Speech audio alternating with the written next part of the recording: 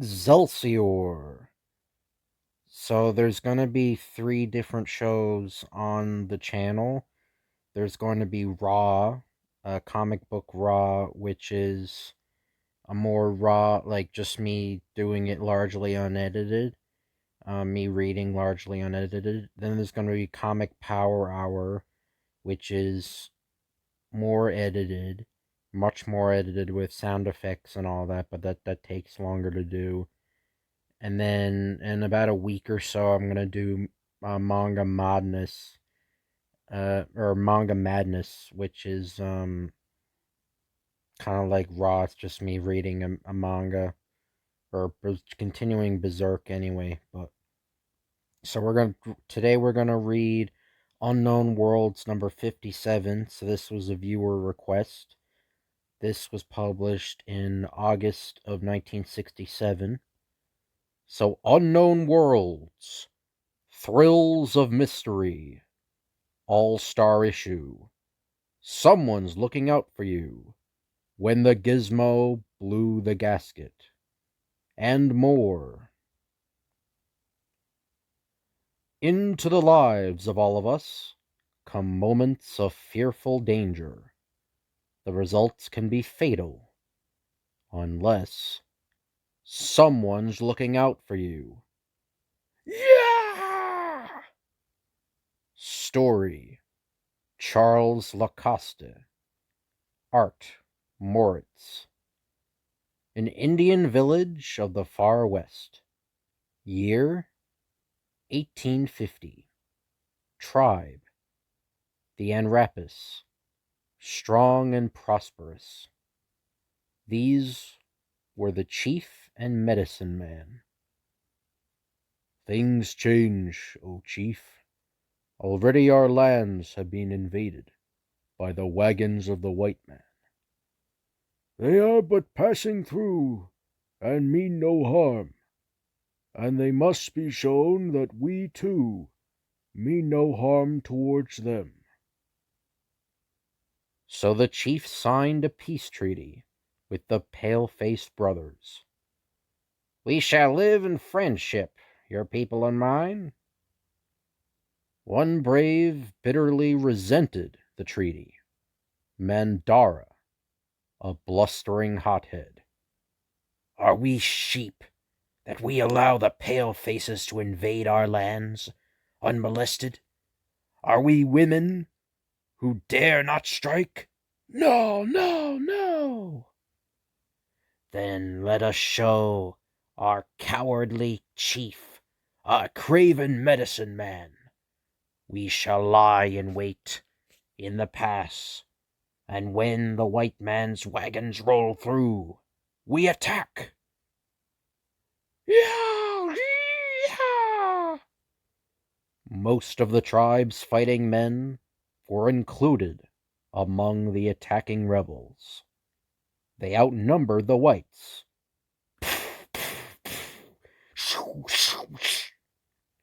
Back at the Indian village, Mandara, he leads our young men in an attack on the white man's wagons in the pass. I signed a treaty. This brings shame upon us. We must ride to the rescue. The shots, they've died out. I fear we are too late. Now both bands of braves met in fierce battle. Mandara's force had both youth and number on their side. Mandara, you... Die, coward! We captured the medicine man. What shall we do with him? Kill him.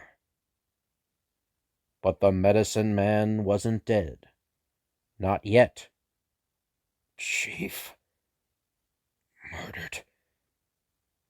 Loyal braves. Cut to pieces. And I... dying. Need... ceremonial fire. For what I... have to do. Oh, Great Spirit, give me a sign to tell that you hear me. Come to me. Show yourself.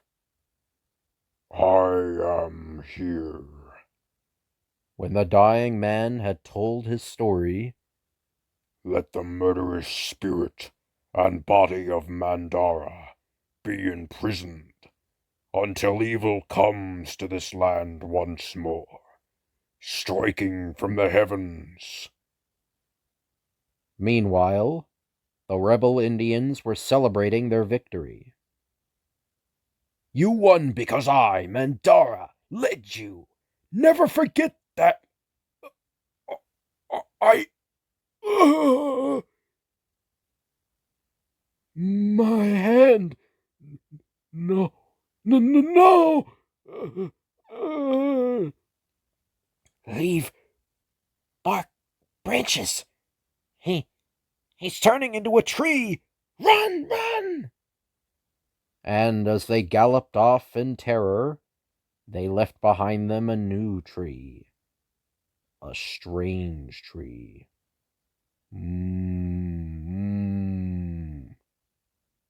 I die happy now. Now, the years fled by,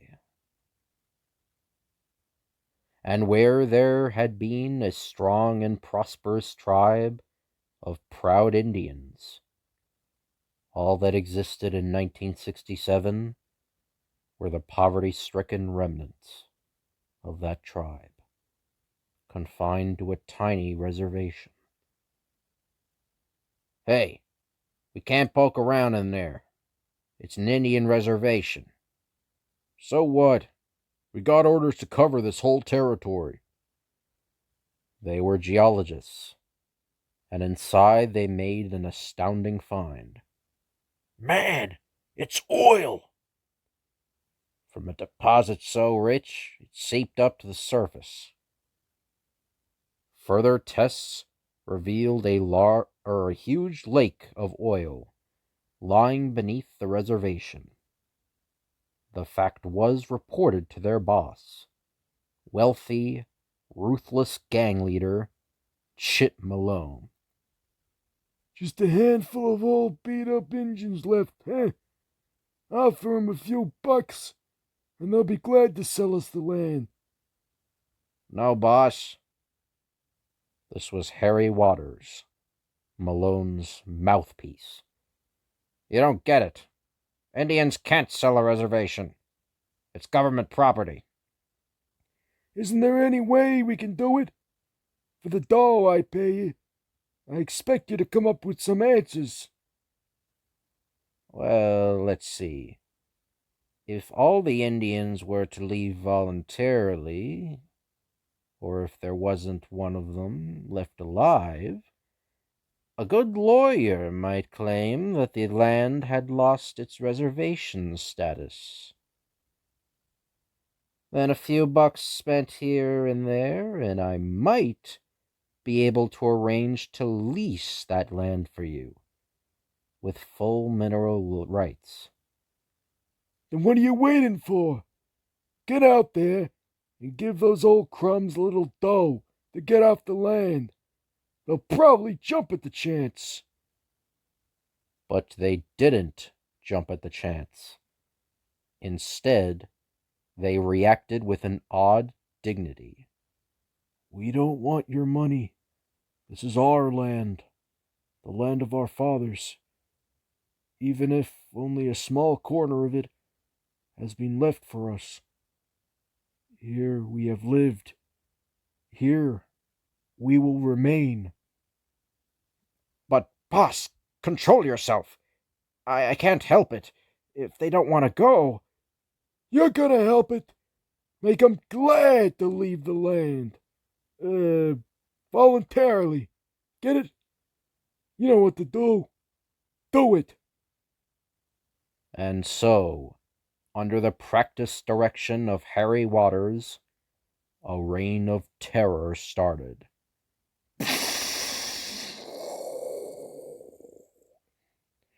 Never mind that second pineapple.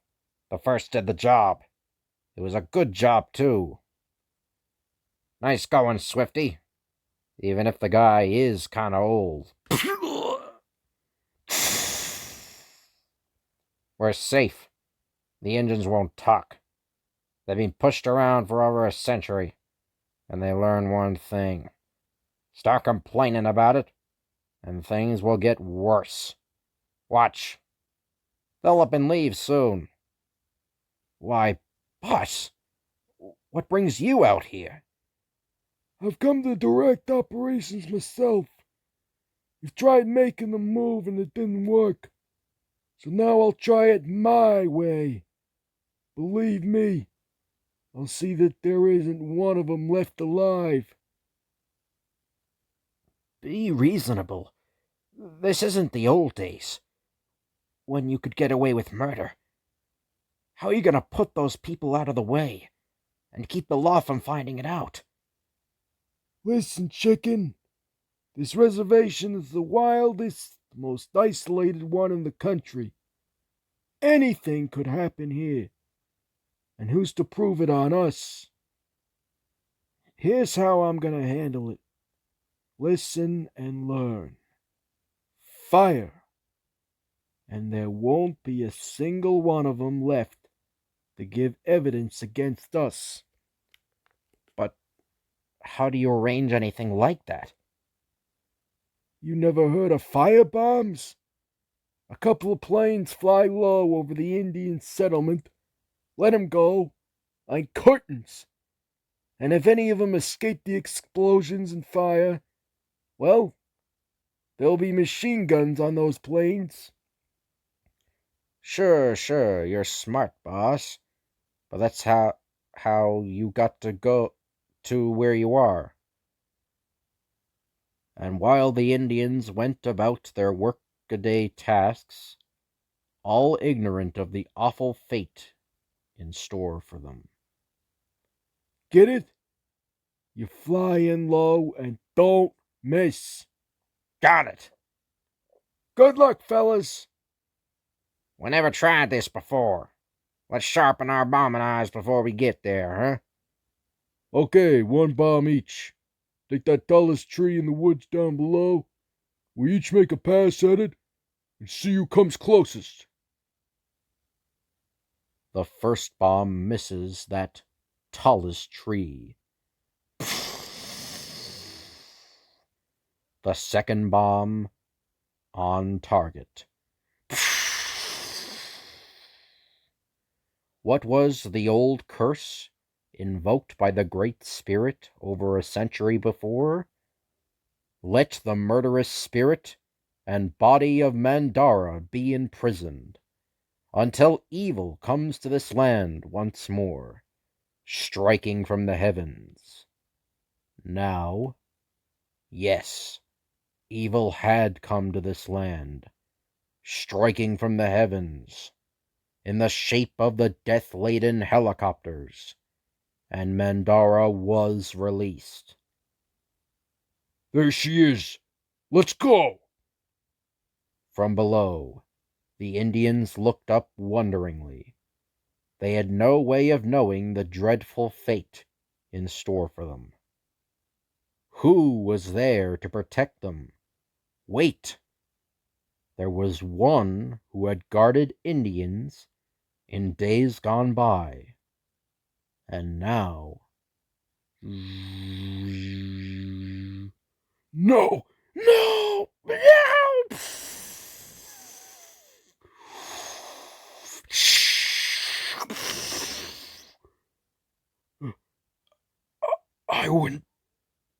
I wouldn't have believed it if I hadn't seen it. I gotta get out of here fast. There's nobody who could prove I had anything to do with those whirlybirds. I guess I'm in the clear. But I'm not giving up. That oil's still there for the guy with brains and guts enough to grab it. I'll be back, and I'll get away from those engines yet. It's no covered wagon, but the white man remains the same. Still he seeks to invade our land. Ah! Help!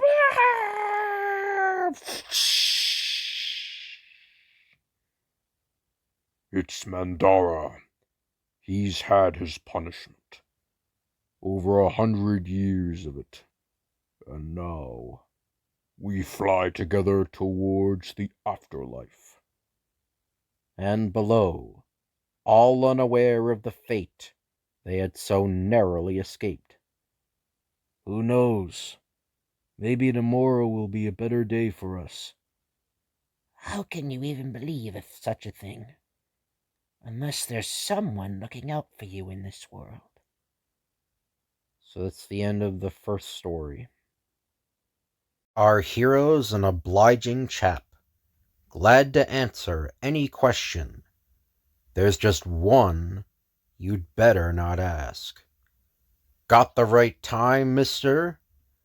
Plot by Osaki, drawing by Wenzel. They say that kids are always the same, intent on their games. Yow!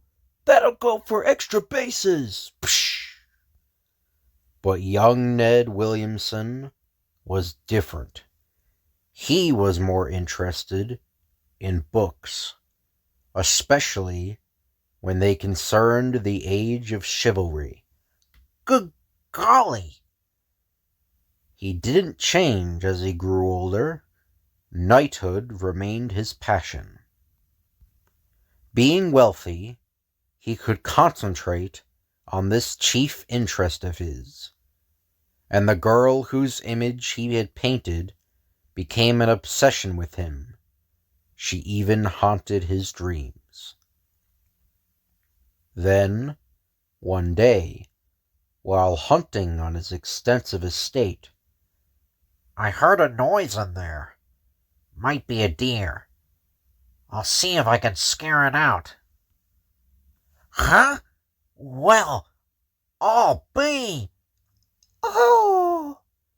She fainted. She's the image of the girl I painted. The girl I've been dreaming about.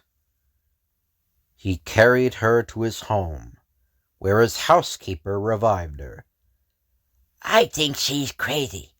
Not only the way she dressed, but the strange way she talks. It's as if she's out of this world. Out of this time, anyway. You're exaggerating, Mrs. Adams, but the way she's dressed is a puzzle. Verily, 'tis not a flame, yet it gives forth light. Mayhap 'tis black magic. Drop it, sister. Those clothes you're wearing. Where's the masquerade? Or don't you know that this is supposed to be 1967? Full well I do know that this is the 20th century. But it is not my century. Know thou that I am a fugitive, hiding here.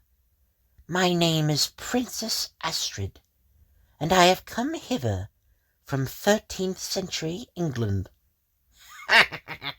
What a sense of humor. Okay, I'll go along with the gag. Supposing you tell me your story. I am a princess, owning rich lands and properties, began the girl, which my evil uncle, Sir Marlin, coveted. Here, my princess, the rentals from the peasants. A mere girl, yet her wealth grows with each day. But mayhap, if I plan well, it may all be mine. He didn't hesitate to carry out his wicked plan. I was spirited away by his hireling. The man's orders were to put an end to me, but he couldn't go through with it. Always I had thought that thou wert a faithful courtier, Grolier, yet at my uncle's behest thou wouldst slay me. I can't do it. Not to my princess. But I am in Sir Marlin's power. If I allow thee to live, he'll hunt thee down. I swear it. Nearby dwelt Mazo, the royal magician, and a mighty scientist. He was loyal to me, so I prevailed on Grolier to bring me to his home. It is useless, princess, unless thine uncle receives definite proof of thy death. He will hunt thee down, no matter where thou art. Think, Mazo, isn't there some place where thou canst hide me? There is but one slight chance, if thou art willing to take it. I have just completed the invention of a time machine. Mayhap I can bring thee into another age, where thou canst remain in hiding. He'll never find thee there. I'll take the chance. I've got to. He ushered me into this strange machine. Fear not, Highness. I shall take thee to thy destination. I'm not afraid. I have selected the 20th century. By then, civilization should be far advanced. Thou wilt be safer. Then came a strange, rushing sensation. I felt as if every atom in my body was dissolving. Before I knew it, we had arrived here, in thy time. Mazo returned, promising to stir up revolt against my wicked uncle, and to come for me when he is successful. The time machine will always arrive at the same spot, and I must be nearby. Then you'll have to remain here as my guest. That was ridiculous, inviting her to stay here, Mr. Williamson. Anybody could see she's crazy. I shouldn't have done it, I guess. I think she's sane, but a fake of some sort. I want to see what her game is. But if she had a game, she played it well. In the days that followed, 'Tis black magic! Honk, honk. A dragon! Save me! they had no way of knowing what was taking place back in the 13th century. Mazo had stirred up rebellion against evil Sir Marlin, but his forces were weak and easily conquered. Flee! They are too strong for us! Mazo was captured. Thy men rode into battle, shouting revenge for the princess. What dost thou know about Astrid, my niece? Only that thou tried to have her killed, but thou failed, thanks to me. It was a mistake, this revelation, for now Sir Marlin knew that the princess was still alive, that if she should ever return, her properties that he had seized would be torn from him. Now he forced the truth about the time machine from Mazo, and, Thou'lt take us to where thou left her, or... arrived in the 20th century, they sought for Princess Astrid. 'Tis the only dwelling around. Perhaps she may be in there. I was right. She's here. Ah! Next moment, The intruders had gained entrance in a surprise attack. So you tried to hide from me, huh? Help! Take your hands off!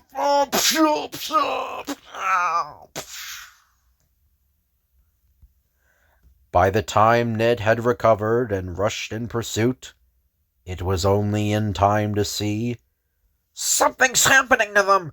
I can't stop them! back in the 13th century once more, Mazo had outlived his usefulness. So, Now you've paid the penalty of crossing me. Shall we solve the girl similarly? No, we'll let her live for a little while longer. It will make it easier for me if she signs over her properties to me. they departed. But what was this? There was life left in Mazo, just enough to... The man who tried to stop Sir Marlon from taking the princess. If I can send the time machine to him, well, I'll be! Here it comes again! He had to go to the princess's rescue. But with what? Ordinary weapons were useless. There were just two things he could lay his hands on. It may come in handy, having made the days of knighthood my hobby. And this thing, I've only used it on tent caterpillars. But who knows? He moved the controls back to the 13th century, and when he got there, an evil spirit, save me! I'll put a whammy on you if you don't show me the way to the Princess Astrid's castle. I won't sign. I won't. Thou may win my properties by violence, but I'll never make it easy for thee. Then thou'lt pay the penalty. Let her go, you rat! 'Tis her companion from the 20th century. Seize him! We'll get him now! Back in my time, they call this a flamethrower. Come on, Astrid. We'll make a break for it. Magic! Black magic! Help! Too bad there's just one horse tethered here. It's going to have to carry double. Hurry! They're gaining on us. What shall we do now? Just one more chance. We'll have to stop when I find the proper spot. the proper spot was near a rocky wall. There Ned set up the battery-operated movie projector he'd brought along. Ned, here they come. We're lost. Not if I can get this started. A beam shot from the projector, turning the face of the cliff into a large screen, and on it there galloped a strong horde of knights, seemingly riding to battle against Sir Marlon's men. There! Now we'll see how they react to my favorite King Arthur movie. Help! Run! All of England is after us! We haven't a chance against them! As for Ned and Astrid, they returned to the time machine, and once again it bridged the centuries. I'm going to disassemble this machine now, Astrid, so there won't be any chance of communication with the 13th century again. But that means you'll have to stay here, in my time. As long as it's with you, I'll be the happiest girl in the world. And you'll always be a princess to me, darling. The end. Kisses and Hisses. Hello, fans. Hope you like this 57th issue of Unknown Worlds. Ever notice the way things go in this, our editorial department? We discuss the stories featured in the current issue, and, being proud of them, frequently describe them in glowing terms. And then the letters come in from our readers, containing estimates of these same stories that aren't necessarily quite as glowing. Perhaps we should be more conservative. Like this. Headliner for the issue. Someone's looking out for you. Isn't the greatest story we've ever published. Or else, some of you are going to like When the Gizmo Blew a Gasket. Or at least that's what we hope. But would you really prefer that type of weak-kneed comment? Obviously, it could never fill you with any anticipation, or instill in you any desire to read the stories in question. What's wrong, on the other hand, with saying what you sincerely think? Okay, so here it is. Someone's Looking Out for You is an unusual story with an unusual plot. We found it intriguing, and we think you will too. And as for When the Gizmo Blew a Gasket, it's an action-full science fiction yarn which gets into high gear early and stays there throughout, a humorously thrilling yarn that packs a punch. Okay, we said it, and we're glad. So go ahead and clobber us if you want. Or, Lord willing, agree with us all the way. Give us the answer in your letter. Addressed to the editor. Unknown Worlds, 331 Madison Avenue, New York, New York. 10017. Dear Editor, this is the first letter I've written to any comic, and, knowing my laziness, it will probably be my last. But I had to take time out to congratulate you on the story entitled Mental Menace. In all these other magazines, you see nothing but the heroes always winning. In this story, I was surprised to find the hero wanting to die for the good of the world. The story Peril South of the Border stank, if you ask me. These far-out John Force stories are there only to take up room. This isn't true of all of them, however, especially Get X14. Other fine stories have been Old Yahoo and People on Earth? That's crazy. Edward McGinley, 2201 Delancey, or Pittsburgh, I think. Or no, PL, Philadelphia, Pennsylvania, 19103.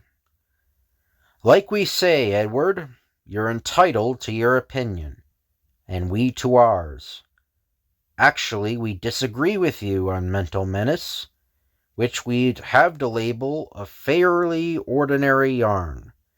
As for Peril South of the Border, we wouldn't call it the best of the John Force stories, but it measured up.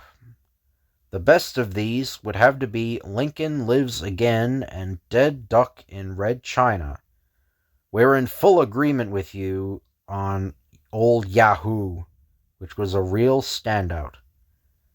Dear Editor, in reading the letter columns of Unknown Worlds, I have come upon frequent comments on Goodbye Johnny.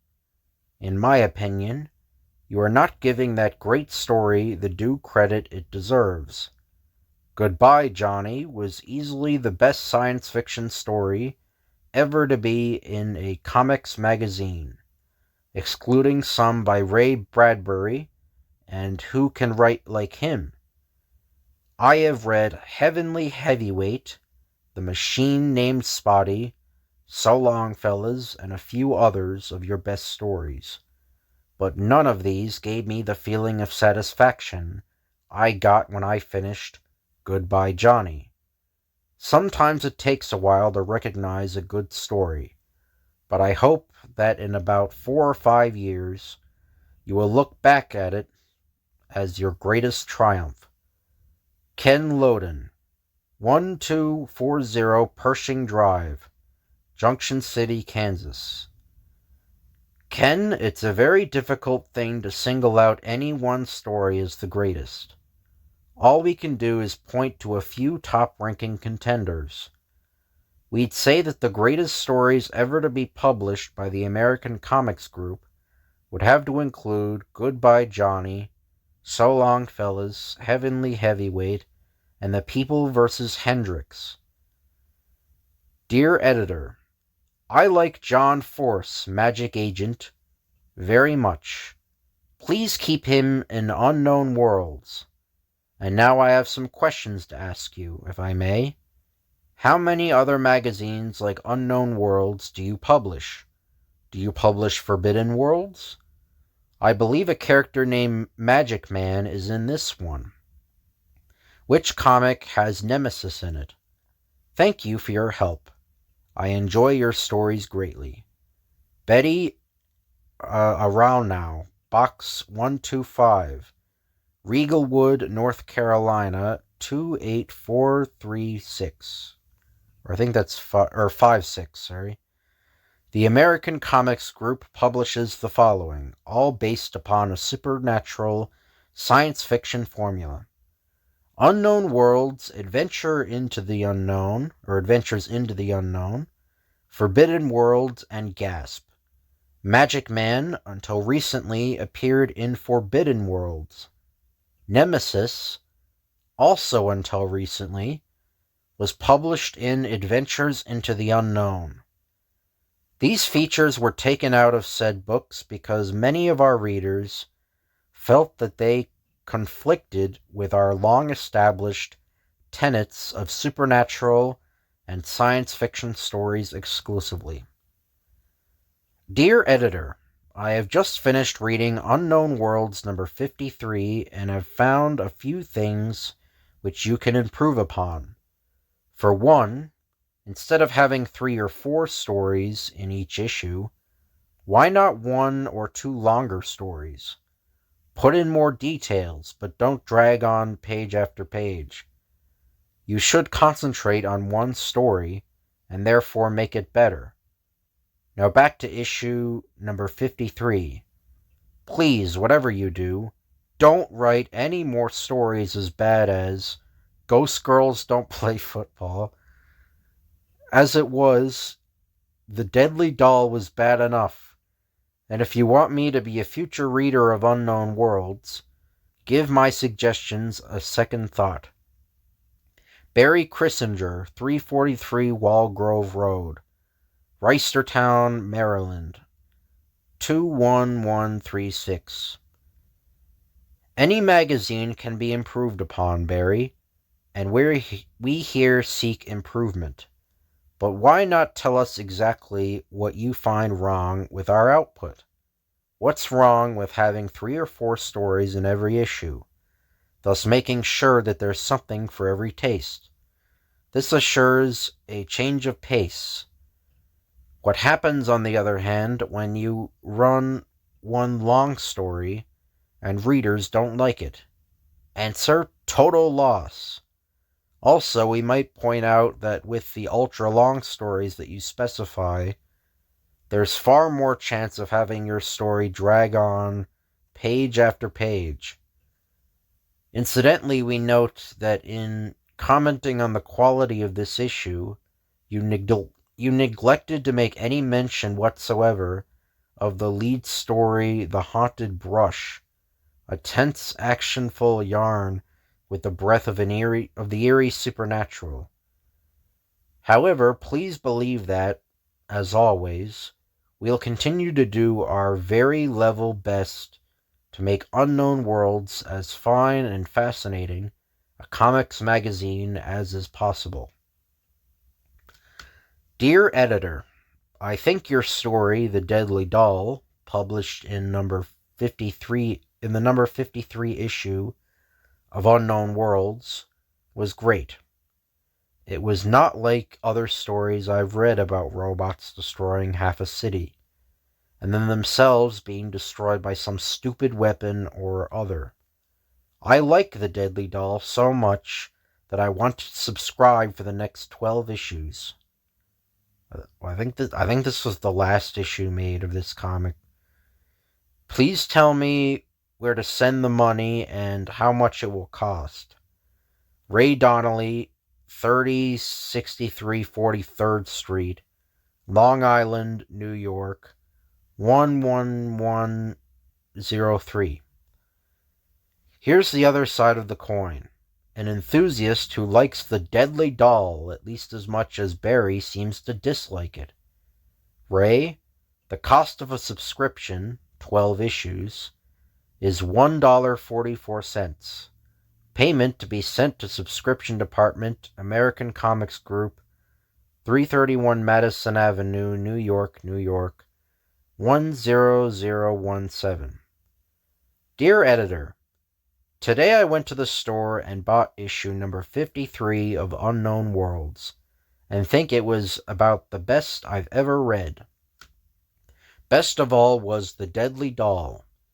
Next came Ghost Girls Don't Play Football, and last but not least, The Haunted Brush.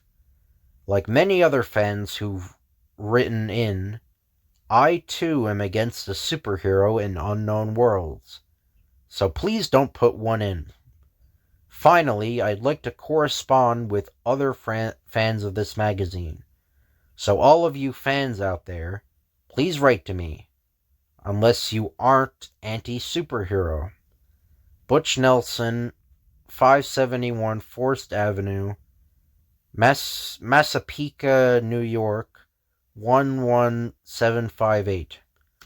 Another resounding vote for The Deadly Doll, with a strong second going to Ghost Girls Don't Play Football. We still say that The Haunted Brush was tops for that issue. So if you guys want me to read the Ghost Girls Don't Play Football, that sounds really weird, like a really weird comic. But if you guys want me to read that, just let me know in the comments, and I'll put that on my list. But don't worry about any superheroes borning in on Unknown Worlds, Butch. It's just not in the cards. Hope you get yourself some swell pen pals. Don't like the way you are? Wish you were different? Well, don't despair. There may be a miracle in store for you, as there was for Dink Blubbermeyer, when the gizmo blew a gasket. Story, Ace Aquila. Art, Trapani. We start this story with Professor Oscar Buglybrain, the great inventor, who's just finished another of his miraculous inventions. You promised me you'd develop this machine that would cure warts by last January. And here it is October already. Relax, it's ready for a tryout right now. Here goes. Just watch how easily it will remove this wart.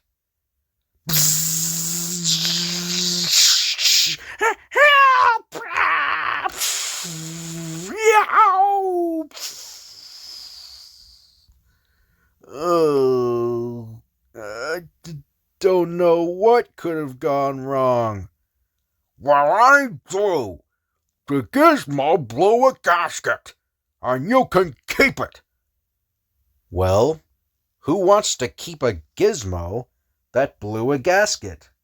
Which is why we now leave Professor Buglybrain and his gizmo and come to Dink Blubbermeyer. He wasn't a super brain. Matter of fact, he wasn't a super anything. Look at the throat, Dink. What? I'll wake him up.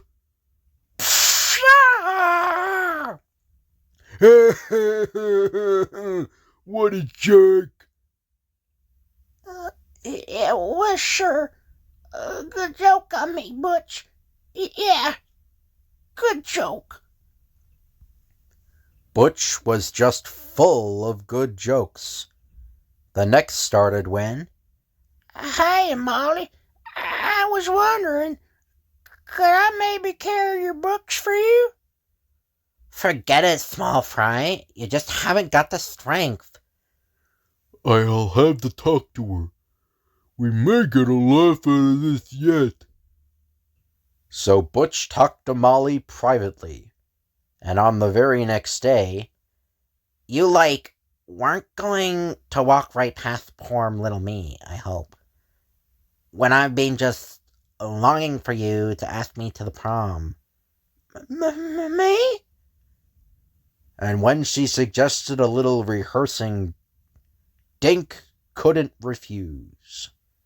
Oh, I can't wait to be in your masterful arms, Dink darling, gliding across the floor.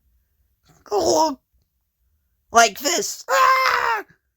You're so graceful, lover. Ah! Hey, Butch. Maybe after this, you won't trust any of us. And we won't be able to play any more tricks on him. Hey, that's right. Come on. When we walk, maybe I'll get an idea. Oh. That gizmo. The very thing. Boy, have I got a plan. Next day, I know we've been pretty hard on you, Dink, but we had to see whether you could take it. And now that we've seen that you can, we'd like you to join our great secret society, the Campus Stinkers. What do you say? Me? Join the campus stinkers? Oh boy, oh boy. of course, there was the little matter of the initiation, but Dink wasn't letting that worry him. Now you just sit down there, nice and comfy, Dink, old boy. We don't know what that gizmo is, but it can't do any more than give him a harmless little shock.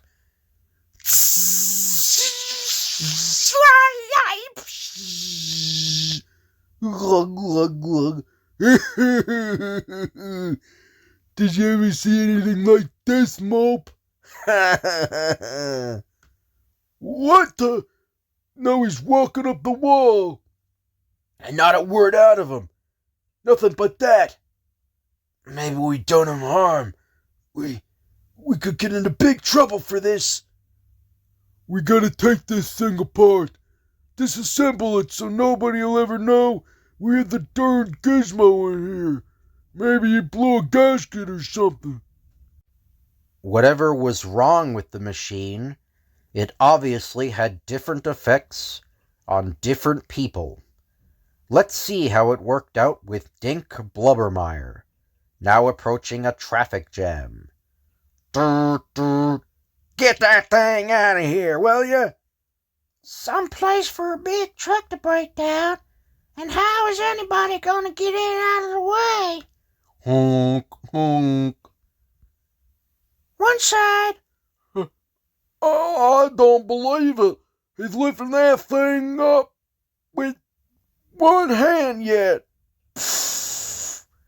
No more traffic jam. Off wandered Dink onto another scene. We sure got plenty of loot.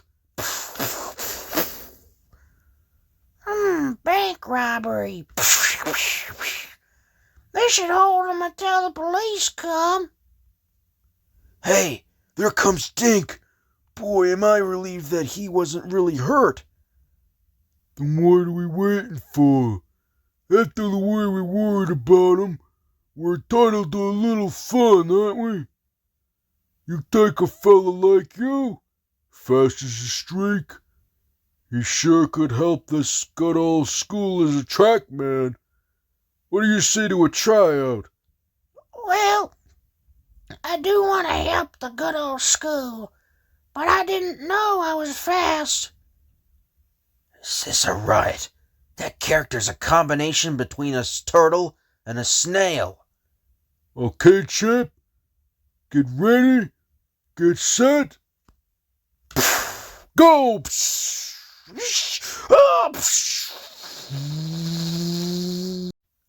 It's time for a mile.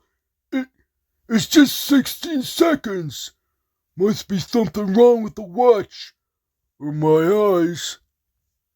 Whatever the time really was, he showed me up. And I'm gonna get even. I got a report for football practice now. So I'll talk him into trying out for the team.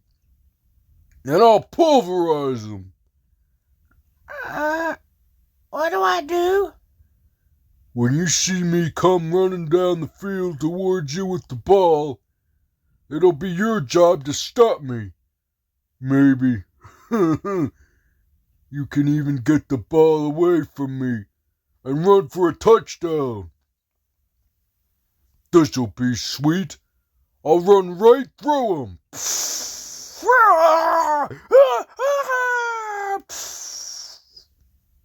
Hey, Molly, where you going? Come back and help me up. Not me. I've seen somebody else I'd rather help.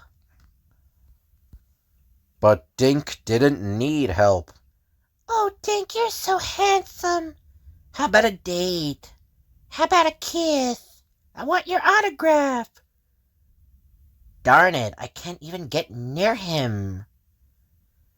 To what do you ascribe your great powers, Mr. Blubbermeyer?